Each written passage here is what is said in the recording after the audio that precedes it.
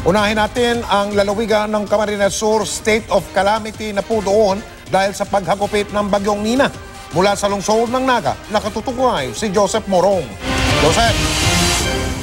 Mike, nasa pagitan tayo ngayon, nasa boundary tayo ngayon ng Naga City at saka sa Milor. At kung makikita mo sa aking likuran, yan yung arc na nagsasabi dati na welcome to Naga City. Pero ngayon ay tinapyas na yan dahil nga doon sa lakas ng hangin na nadala nitong si Bagyong Nina. At kung makikita nyo, itong mga litrato na to ay ito yung kuha pagkatapos at pagkadaan nitong si Nina. And isipin natin, Mike, nagawa sa semento yan at saka sa bakal. So ganun na lamang kalakas itong dala na hangin nitong si Nina. At kahit nga doon sa Lagonoy, sa Camarines Sur, kung saan tayo nag-abang dito sa pagdating kay Nina, ay 4 na oras na binayo nitong si Nina ang probinsya. 4 na oras na walang humpay na hagupit ng hangin at ulan ang ipinadama ng Bagyong Nina sa Camarines Sur. Alas 8 ng gabi, nagparamdam na si Nina. Humahagupit na hangin at bugso-bugsong ulan ang ipinaramdam ng bagyo sa Camarines Sur. Kahit sa dilim, kita ang dalang hangin at ulan ni Nina. Disgrasya agad ang dala niya, hindi pa man siya tumatama ng tuluyan.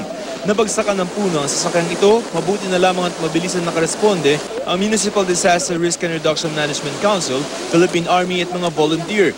Palikas daw sana para mag-hotel ang pamilya pero inabutan na sila ng bagyo.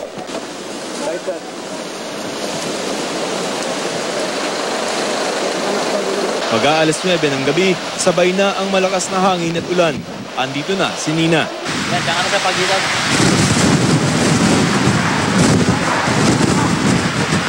Wala na kaming kawala sa lupit ng bagyo.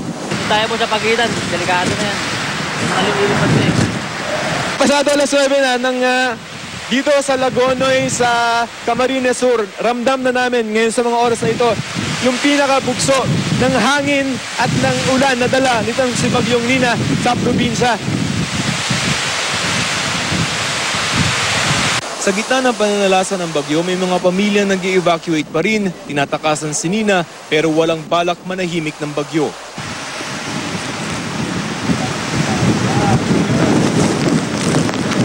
Uugong ang hangin na may kasabay na ulan at may pagkakataong kikidlat pa. Sa pagitan ng alas 9 hanggang alas 10 ng gabi, pinakamalakas si Nina.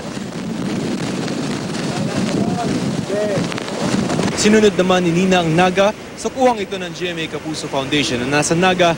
Nangangalit ang magkasabay ng malakas na hangin at ulan. Akala may gustong pasukin ng hotel. Nabasag ang ilang bintana. Itinumba ang Christmas tree sa loob. Ang guardhouse na ito, inuga-uga ng hangin, lumipad din ang gulong na ito. Pagsikat ng araw, ito ang iniwan ni Nina sa Naga. Mga nakahambalang na puno sa kalye at mga sira-sirang bahay. Sa Camarines Sur, pinadapa ni Nina ang bahay ni Mang Conrado Madriaga sa Barangay San Sebastian, Lagonoy. Naiwan daw sila dito kagabi matapos hindi makalikas. Ito yung natira dun sa bahay ni Mang June dito sa Barangay San Sebastian. Siya yung natira dito nung kasagsagan ng bagyo kagabi at halos wala nang maitira dito sa kanyang bahay. Yung mga gamit nila ay basa na rin.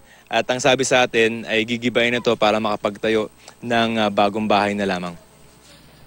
Nakaligtas man sa bagyo ngayong Pasko, sasalubungin naman nila ang paparating na bagong taon ng walang bahay. Hindi pa eh, walang budget. Dito naman sa bilang gumabahay ka matitira.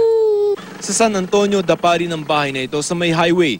Pahirapan naman ang paglusot sa mga kalsada, stranded ang maraming sasakyan dahil sa mga nakahambalang na mga nabuwal na puno o di kaya naman ay mga poste ng kuryente.